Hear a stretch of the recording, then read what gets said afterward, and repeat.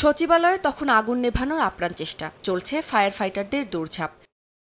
দায়িত্ব পালনে তেজগাঁও থেকে ছুটে গিয়েছিলেন সোহানুজ্জামান নয়নও, যুক্ত হন আগুন নেভানোর কাজে। পানির পাইপ সংযোগ দিতে সচিবালয়ের রাস্তা পার হওয়ার সময় বেপরোয়া গতির একটি ট্রাক ধাক্কা দেয় তাকে। ঢাকা মেডিকেলে নেওয়া হলেও বাঁচানো যায়নি নয়নকে।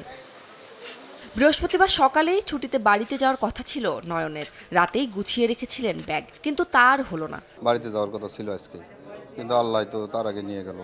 সেফটি যদি আরও বেশি দিতেন, রাস্তা ব্লক করে টোটাল কাজ তারা কার্যক্রম সুন্দরভাবে চালাইতেন, তাহলে হয়তো দুর্ঘটনার সম্মুখীন সে হয়তো হতো না। আল্লাহু আকবার।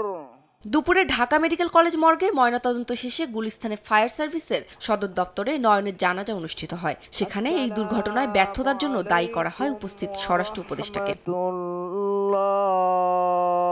তার পরিবারের ভরণ পোষণ আমি মনে করি বা আমার দাবি এবং আমার চাওয়া সরকার থেকে বহন করা দরকার।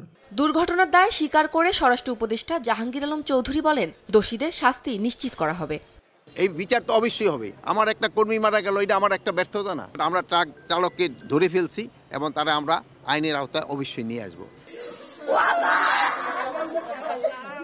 এদিকে নয়নের মৃত্যুর খবরে শোকের ছায়া নেমে এসেছে রংপুরের মিঠাপুকুরে তার গ্রামের বাড়িতে।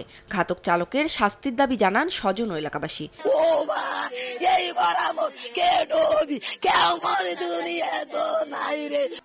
খুব ভালো ছিল, ছোট হাতে আমরা খাওয়া দাওয়া করতে পারতেছি না। আমার ফজরের নামাজ পড়িয়াতে আমরা মাথা হয়ে গেছি। নিহত সোহানুজ্জামান নয়ন ঢাকার তেজগাঁও ফায়ার সার্ভিসের স্পেশাল ইউনিটে কর্মরত ছিলেন। উম্মে হানি, সময় সংবাদ, ঢাকা।